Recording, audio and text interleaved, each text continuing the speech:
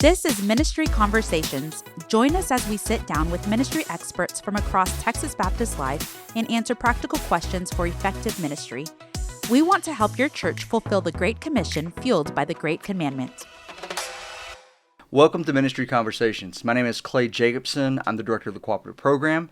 We're here today to talk about how to build a culture of evangelism, and I'm here with Oza Jones, the director of our evangelism department. So it's good to have you, man. Good to be here, Clay. Excited. So Oza, I know you're an Eagles fan. As an Eagles fan, how do you put up with the Dallas fans here in the Metroplex? Right. Yeah, I just have to pray for them, and I pray that that the spirit of delusion would flee. Every season's our season, right? Every season, this year's gonna be the year. This is debauchery. This is a spirit of delusion that needs to be. There's so many fans that need to be set free from the Cowboys, and so we pray that happens. There's always room to come to the winning side. Yeah. The Bible even says it's he who wins. Souls is wise, but he who wins, is the idea there. Cool, man. I don't know, man. That's a hard sell in Dallas. But I absolutely love the Eagles. I got to from 2016 to 2018, I got to actually do the chapel for the Philadelphia Eagles. Nice. So when the Eagles came to Dallas, I was able to go and preach to the Philadelphia Eagles. I was able to bring my family and my sons, and there's no experience like being able to go with your favorite team in the world, and you're able to go and share the gospel and preach to Philly. And contrary to what people might think about the Philadelphia Eagles, there are some Eagles who love Jesus in real life. Yeah. Well, I was going to ask if it was before or after T.O., because I thought maybe that convinced T.O. to come over to the Dallas side. Right, absolutely not. T.O. would have stayed with the Eagles if he would have came. But we lost the Super Bowl one of those years, and so I got talked about really bad by my friends that it perhaps could have been. But you got to play because I went. It's been a minute and did chapel. It's been a minute for us at Dallas. Yeah, we got 30 a bowl. years. We got a bowl. Yeah, I mean, I think I was in maybe elementary. Yeah, I think it's been 30 years. So enough about the football stuff. That's not why people are tuning in. Right. Although that'd be a fun show to do. Absolutely. Right. Absolutely. Tell me a little bit about a culture of evangelism. How do we build that? I think in many of our churches we're missing just evangelism. Period. Right. And so what we try to do is help churches, pastors, leaders, parishioners develop a culture of evangelism. So how do we make sure that winning souls is in the fabric of a church?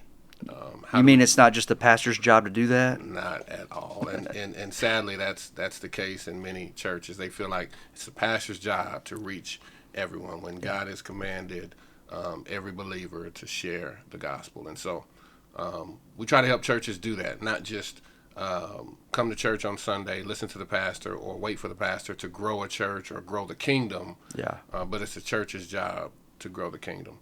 And I believe, when a church tries to reach souls for the kingdom, that by way God will grow their local church. Yeah. So I think it's about kingdom growth, and then God will do the rest, even in the local church a lot of times. You travel the state. You meet with a lot of different churches. What are some of the biggest challenges you're seeing that churches are struggling with, pastors are struggling with, maybe in pursuing that kind of culture in their church? Yeah, sometimes it's hard to get evangelism across to parishioners. Fear is one of the biggest reasons believers don't share their faith. As a matter of fact, Barna Research says 76% of church goers don't know what the Great Commission is.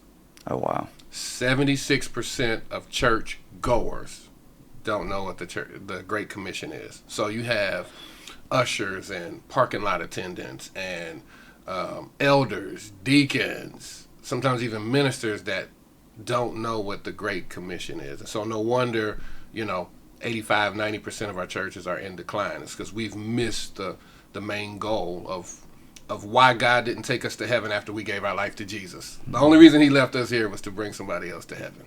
Awesome. Well, I know, like with the SBC annual meeting being here a few weeks ago, I know you participated in the crossover event, and actually worked with churches in the area to do that. What was that like?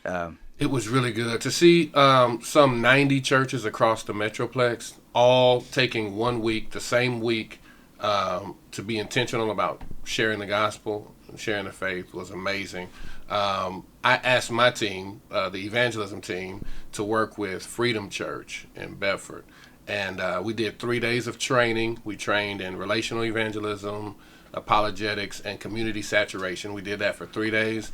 And then we went out on a Saturday with a group called Forgotten Ministries, which is a ministry that does this thing called a tailgate, Tell gate. Okay. So tailgate or a grill walk. And so they walk with a grill that's built specifically to go behind a truck. And they knock on doors, and that's what we did. We knocked on doors in an apartment complex, Westdale Hills apartment complex, over 2,000 units. And we knocked on doors and said, hey, you want a burger? We're cooking the burger right now. We can grab the burger for you and the chips. Would you like it? Yes. They'll say yes. And we have about 7 minutes to share the gospel. And so 29 people came to Jesus on that Saturday. Across the board, crossover, 89 churches, I believe it was. 711 people came to Jesus that week in the DFW area. That's awesome. So it was phenomenal. We also worked with this group called Apartment Life. Yeah. Apartment Life is a nonprofit that intentionally get residents in different apartment complexes across the nation. They're across the nation. And the whole idea is for the team, the Apartment Life team that lives in the apartment complex, to be local missionaries. So they do all the events in the apartment complex with the idea of trying to have gospel conversations and be relational with it. So we worked with the Apartment Life team at Westdale in Bedford, and they gave us everything we needed to know, gave us, the keys to the complex, and that allowed us to go in and just freely share the gospel. So these different things are what we try to teach churches to build a culture of evangelism, not just going out, doing Thanksgiving and giving away turkeys. That's great. Not just doing an angel tree during Christmas. That's great. Yeah. But what are you doing the rest of the months? What are you doing to actually saturate the community that your church is in? I don't think it's an accident that every church in the Bible is named after a city. Yeah. That means God intentionally has churches in cities to saturate that city with the gospel of Jesus. Yeah, Hurst is Freedom being from Hurst, or being from in Bedford, but ministering in Hurst. It's my neighborhood, and so that's cool. Can you share a moment when, do you see any breakthroughs, any stories that kind of come to mind as you're thinking of all that went down with the outreach event? Yeah. One case, we had 2 different grills going in 2 different directions because there's 2,000 units. Okay. And so Pastor Robert White and I would go and check on the different groups. And so we went to check on one group. We drive up to the group that's knocking on doors, giving away burgers. And there's a young lady from Freedom Church. She runs up to Pastor Rob. She's saying, Pastor Rob, I got to share the gospel with, a lady, and she came to Jesus. And to see her eyes and to see the emotion that she had, there's no feeling like leading someone to Jesus. We fear sharing the gospel. That's why I think 90% of believers don't share. They're just afraid, fearful of just all sorts of things, right? But it's such a reward to share the gospel with someone. And so she was so excited about doing it. We knocked on another door. We had a guy, we ended up giving them maybe 10 hamburgers and chips. They had kids, and the husband had just got out of prison, 2 days out of prison. And so we had a whole conversation with him, and he talked about how His faith was strengthened while he was in prison, and even in that sense, we got to lead his daughter to Christ, one of his daughters to Christ in the house. So it really is our job, I think, as the local church and believers, to saturate our city with the gospel, and again build a culture of evangelism. Well, just trying to pull some practical stuff out for how different people can lead in cultivating that. So, want to start with the pastor. How does the pulpit play into that? How does from a pastor position, what are some things that you can do to help your membership embrace that kind of culture and kind of stretch their thinking? Yeah, I think every sermon needs to be evangelistic. There needs to be some evangelistic component in every sermon.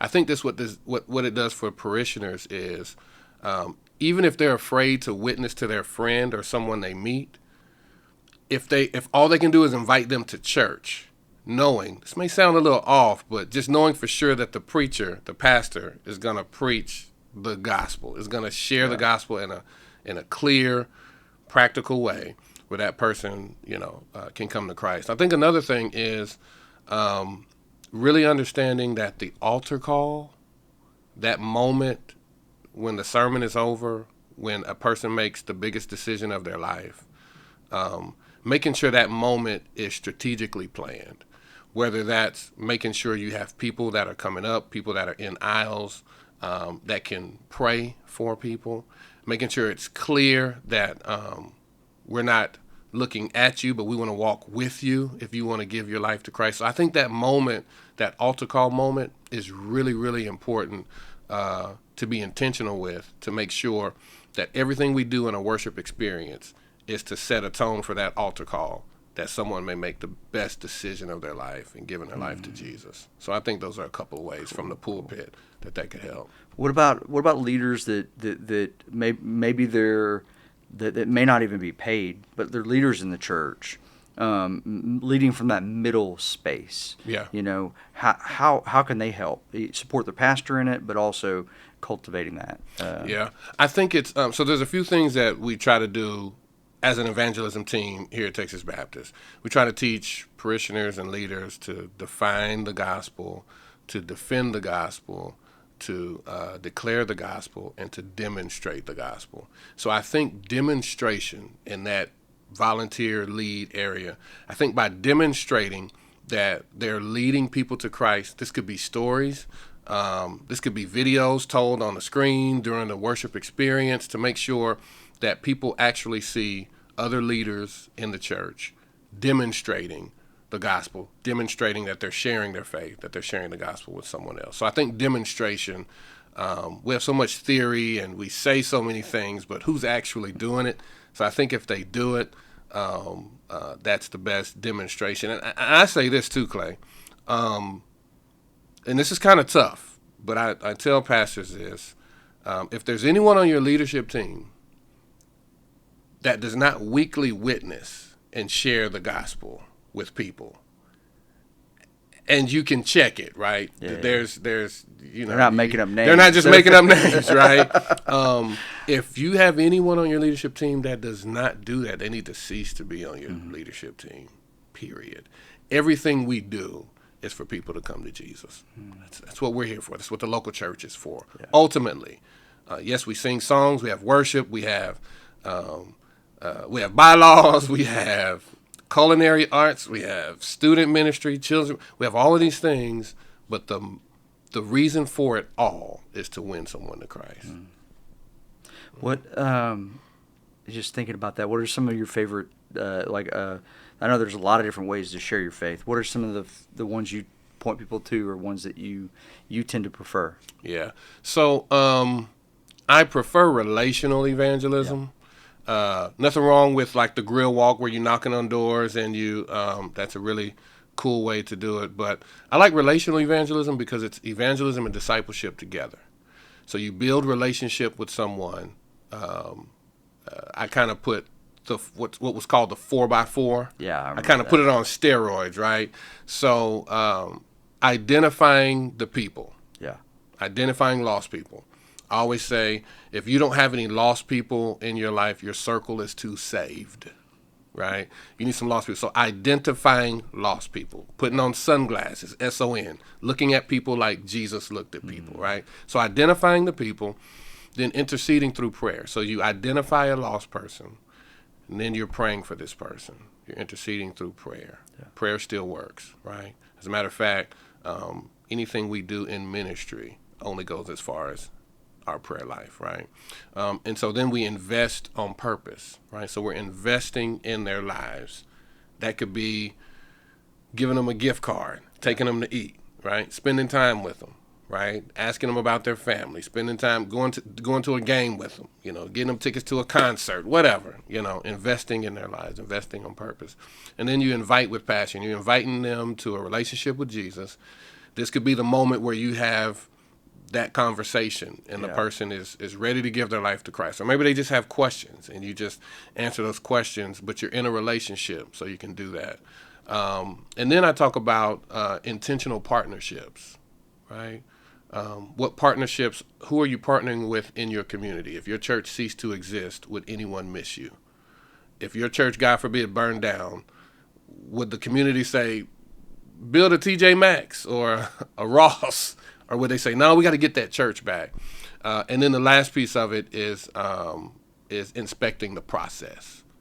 How do we inspect what we expect? Yeah. And I think that's accountability. And so once you find that person that you're in relationship with that doesn't know Jesus, and you intercede for them, invest in their lives, invite them to church, invite them to a relationship with Jesus, whichever, then you have an accountability partner where I say, Clay, David doesn't know Jesus. Yeah. This is who I'm doing life with. So you get to check on me. Because we count a lot of stuff in church, Clay. We count the offering. We count the people. Yeah. We do all of that.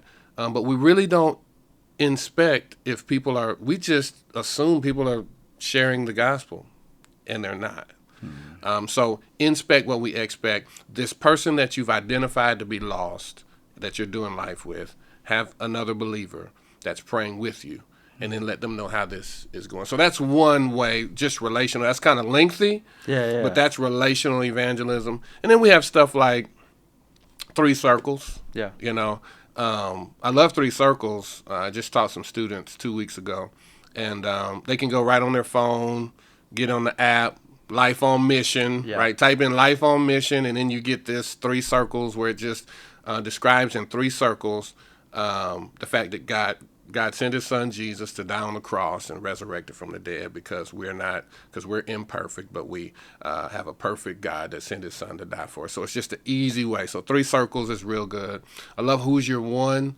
Yeah. It's a NAM box kit that's free that any church can get. And I love Who's Your One because you can go to the Bible app, YouVersion. Okay.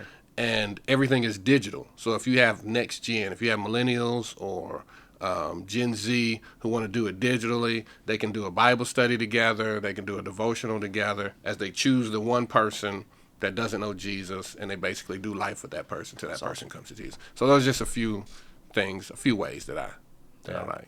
Yeah. That's something I like when I train. I've done some youth training with evangelism for Bounce. And I use 3 circles too. Right. And but I have the kids. It's always cool to tell them they can get their phones out if they have their phones. Yeah, if they have their phones at camp, they can download the app. It's free. Right. And then kind of walk them through it. Mm-hmm. And then, but I always do this exercise before we start the training. I have 2 students come up, and they're the only ones that hear this. So we go off to the side, and I say, "What's your favorite movie?" All right. So you got to convince everybody in the room to watch your favorite movie. You don't tell them it's your favorite movie. Mm-hmm. You just got to convince them. I want to hear. You got to give your best argument for your favorite movie. And I ask one of the other students, "What movie do you hate the most?" And so I get whatever movie that is. Mm-hmm. And then I tell them, you got to convince everyone in the room to go watch the movie you hate the most. You can't tell them you hate it. Oh, you got to pitch it. And so then I have them come out and pitch for their movies. Yeah, and then I have all the students in the room say, which is which. Right. I told one of the students this, and I told one of the students this. Right. who's pitching their favorite movie and who and then it comes to the idea that, at the end of the day, it's you share what you love, right. And so I think that's one of the biggest challenges to sharing the gospel is that you're not going to share what you're not excited about, and we should be just as excited about whatever team sport or whatever we're doing, because I'm eagle all day. I can talk about all day, every day. Well, I mean, having those conversations all the time, I know it can get, it's just odd how those can come up. What's the weirdest or most unexpected place you've ever had a gospel conversation? Oh, wow. Ooh. Honestly, so we work at the Texas Baptist building. Yeah. And so I'm at the at our cafe. What do we call that? Downstairs. Our cafe downstairs. Yeah. And so a guy comes up. I have on a Texas Baptist crew neck sweatshirt, and I have the Greek Evangelion. It's the Greek word for the gospel.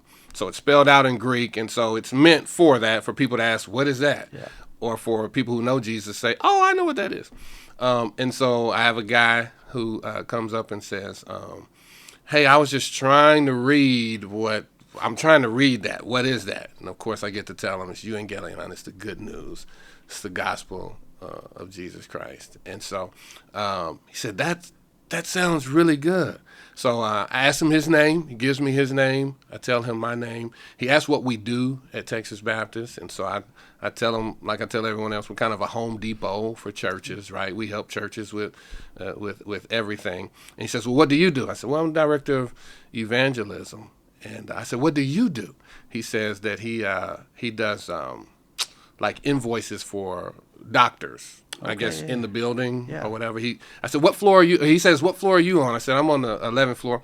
He said, man, you're way up there. I said, yeah. I said, what floor are you on? He says, I'm on the 5th floor. I said, well, man, it's so good to meet you. I said, what do you feel about this good news, of the gospel? And he says, well, I'm not really into a lot of church stuff. I'm not really into that. I tried that. He's an older gentleman. And I said, well, man, I'm just going to pray for you. And can I pray for you here? So I prayed for him in the cafeteria.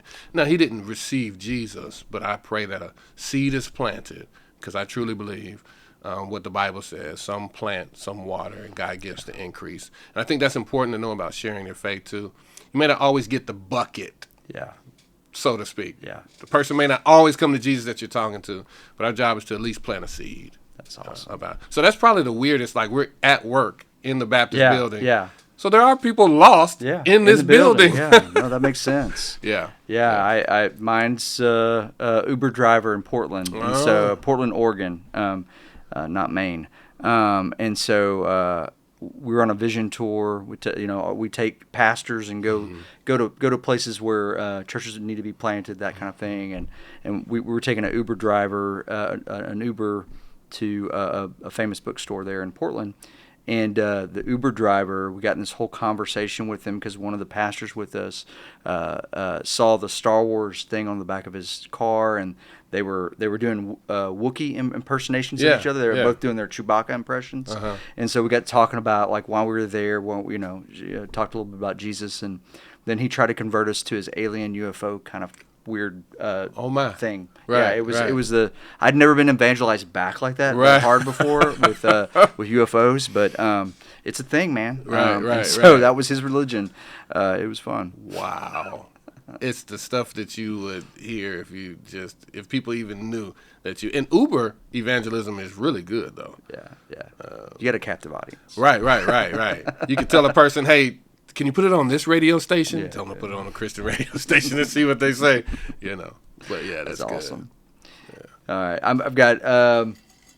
If there's any one practice that a church, regardless of their size, could start tomorrow or this month to help kind of take a step towards this culture of evangelism, what would that one thing be if you were going to give that advice to a church? I would probably put it on the pastor to the pastor kind of controls what he preaches, right? Start a series on evangelism. Start preaching a series on evangelism.